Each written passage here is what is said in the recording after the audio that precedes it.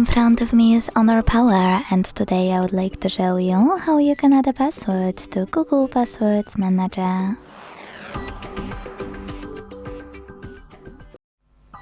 Begin by opening Settings and scrolling all the way down. When you're ready, click Google over here.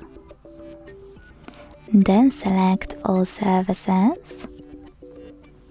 Scroll down again and click on Autofill with Google.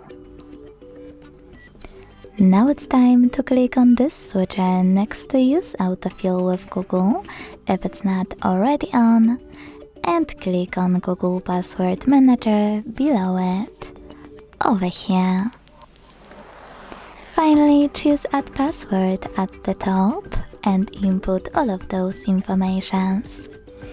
You can type in any website, or click Select App and tap on a chosen one.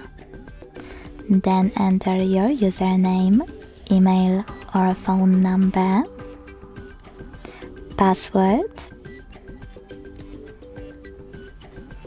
and even take some helpful notes. When you're ready, hit save at the top right corner and wait. Thanks so much for watching. If you enjoyed this video, don't forget to leave a like, comment and subscribe. Bye!